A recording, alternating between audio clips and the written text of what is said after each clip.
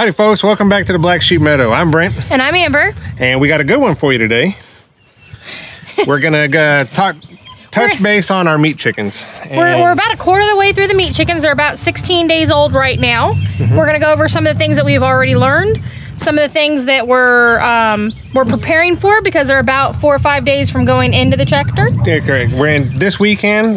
This is Wednesday. I don't know when y'all are gonna see us on YouTube, but this Wednesday we are gonna clean out their brooder box. It's been 3 days since we last cleaned it out. Yes. And it is absolutely filthy. They're eating so much and drinking so much water, it gets filthy really fast in there. So with this being our first round of meat chickens, I knew that they were going to eat a lot more. I knew that they were going to drink a lot more. I knew that they were gonna grow faster than any of the hens that we'd previously had.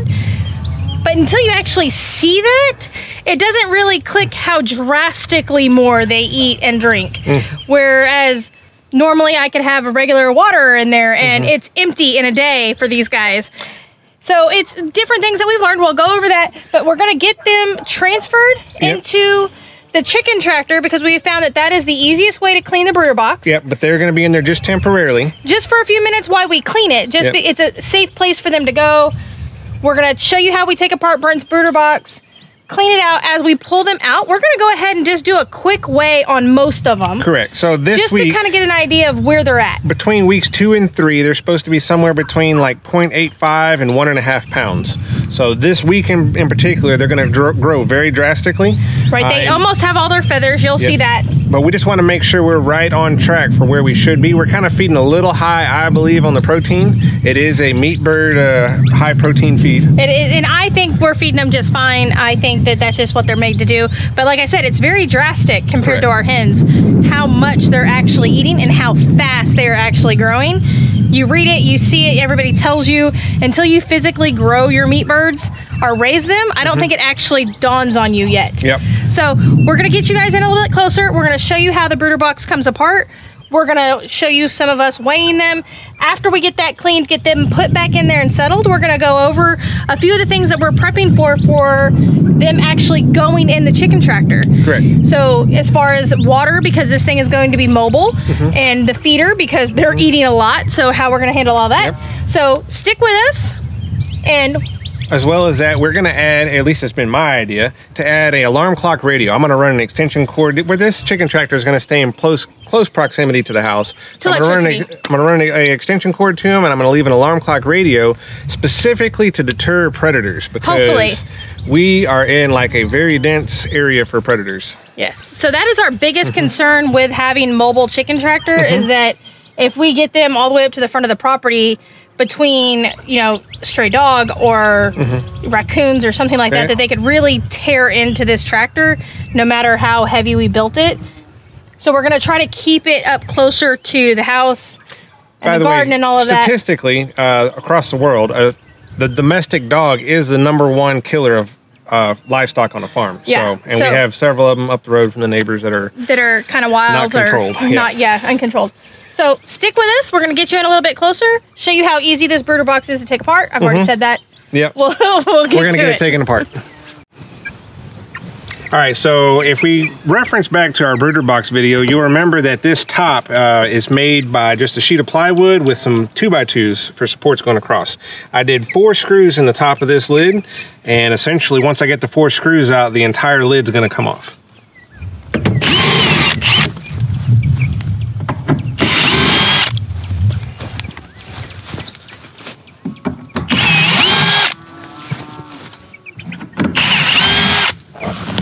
All right, so I like it. It's best to have 2 people when removing the lid, because you don't want the lid to fall in on your meat birds that are inside that we're fixing to remove. So first and foremost, flip this opening up, and you got the back, and off it comes. And there's the girls, our boys.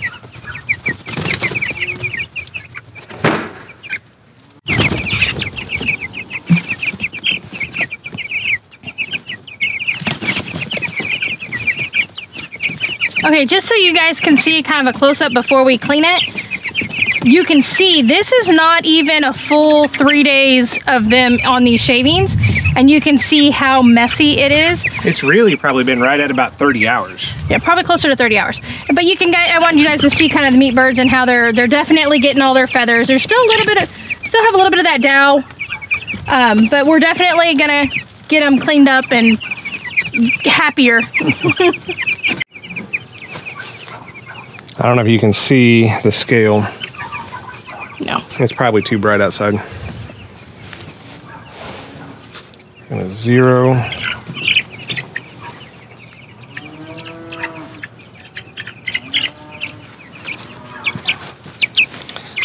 First one.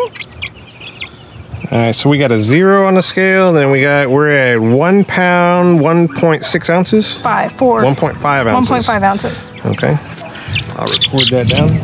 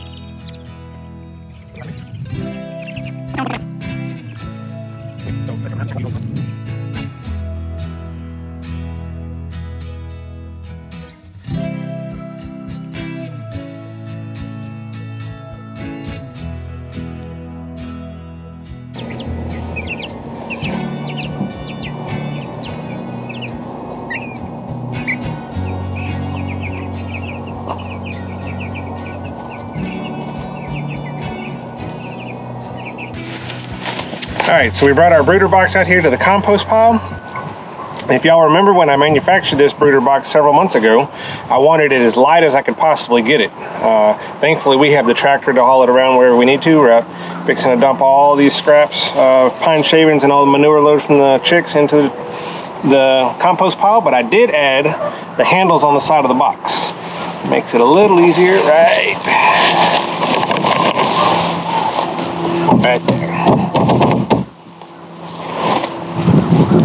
And actually, we will pick up a lot.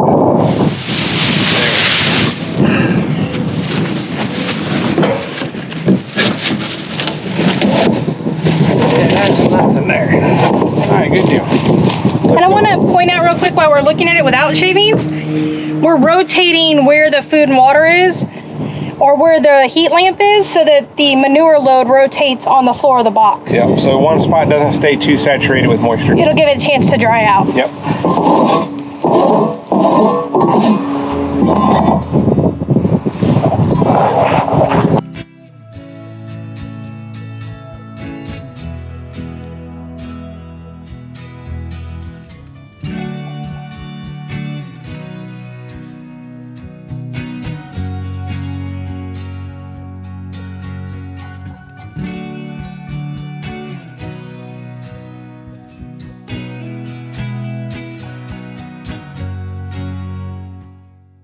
All right, so we got our jumbo Cornish cross chickens back in the brooder box, hopefully for at least another 3 days. We're gonna see how their feathers produce over this week. This week, week 3, Right. they're supposed to actually double in size. They're gonna promote a lot of growth this week. These meat birds, they're never actually gonna roost on a perch or anything like that. They're actually ground dwelling birds, Well, for the most part. they're not going to live long enough. Correct. Now, that being said, some of their feathers, they're actually bred. Their feathers will never fully produce even at 8 weeks of age. Yeah, they're never going to fully feather like your laying hens do. Correct. So we have to keep that into account. That being said, we are concerned about how much they're eating. They're eating quite a bit, but their weight. So we weighed them. We weighed about 8 of them. So Correct, about half the. We weighed about half. Averaged it out to. And we came out to 1 pound, 1.5 ounces per bird, which is right in the middle of where we're supposed to be at day 16. Right. And we're 16 days in, and we haven't lost any. No, we're 12 days in. Oh, 12. Okay.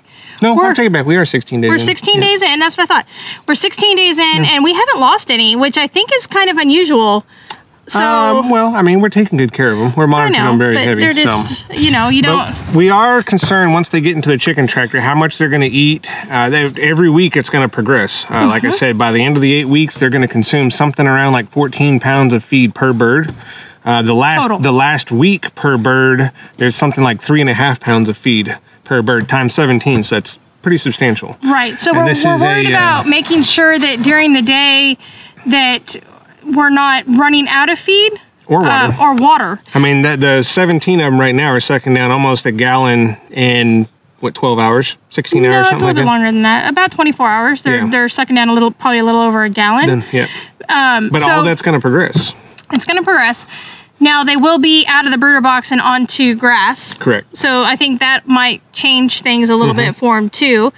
But we're in Central Texas, so it's going to get hot, even though it's still early in the year. So we've tried to come up with a couple different ways to keep water in there, and it's mobile. So it's not going to be where Brent can run water, like he said earlier. We're not going to be able to run permanent automatic waterers to him. So this is what you came up with. We have a standard 3-gallon water that we're keeping in the brooder box, and we'll move that over, but that 3 gallons isn't going to be enough. So basically, I got this off a YouTube video too. I don't even remember exactly where I got it. I've seen it multiple times. This is just a rubber feed bucket, like 17-inch, 16-inch across the brim. And this is a 5-gallon bucket that I drilled a 1/2-inch hole into, approximately 2 inches above the brim. Essentially, what you do is you fill the bucket full of water. You put the rubber pan on top and flip it over. And I guess you could do this with the galvanized pans too. You could do that with the galvanized pan as well, correct. So, and it will fill up. Your hole on the bucket, you can drill it at several different levels. It doesn't really matter as long as you're below the brim of the rubber feed trough. And from what I gather, the trick is to have at least 2.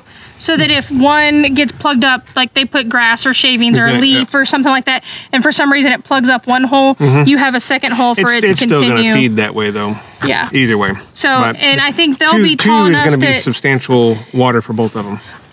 Looking at our holes, we're going to see how it works. We might actually put a hole farther up so that the water level is higher. As long as it's below the rim of the tub. But that way they don't have to get in it to get the water. So we might actually do another hole, you know, higher up to raise the water level. We also have the 5-quart feeder that's in there. Correct. Hanging feeder type thing. This is a 10 kilogram, which that's going to be right at 22 pounds of feed. And that's going to be a substantial for a day. For a day. We're hoping, we haven't had this style of feeder for any of our birds, but this is our first meat birds. So usually we went from the baby chicks in like a brooder box, which were very small feeders, to the automatic trash can feeder free-for-all in their coops. I think we could put something like 100 pounds of feed in there, and those laying hens, they're good for weeks. Oh yeah, we don't have to stress that. Other than me giving them their fermented or soaked feed every day, every other day, that's all we have to worry about for feed, and they have automatic water. So all of this meat bird stuff is new. And so we're gonna try out something like this, plus the other feeders, so we shouldn't have to worry. I think we'll be okay. I think as far as food and water in a 24-hour period, I don't think they're going to run out. And if they do, it'll be very minimal. For less than an hour. Yeah, it'll be very minimal. But we got them all in. They all looked very healthy still. They were all pretty plump. The 2 smaller ones are still smaller. We have a rain event coming this Friday. Today's Wednesday, so this Friday we have a large rain event coming that I want to keep them out of the chicken tractor, still in the security of the barn. We're hoping to get through that, and that way they're not, because they're still going to be young. They're going to be old enough to go in the chicken tractor, but they're still young. So we don't want to throw them from the brooder box to the chicken tractor and then have them have a really stressful situation. So we'll keep them in the brooder box until that system is passed. Happy, stress-free chickens taste better. We hope. So that's kind of what we got. I'm happy that we got that done. Hopefully, side note, TSC was completely out of shavings. Yes, that was a little scary. That's, I don't know if you guys have ever gone to, TSC usually has the best price on shavings, and if you're dumping them into a compost pile, you're trying to find the best price on shavings. They were completely out. Like, the lady told me that they just didn't get their order. So. And they normally have trailer loads full of shavings at any given time. If I had to, I'll pull the wood chipper out and get after it. But that's just most people don't have those options.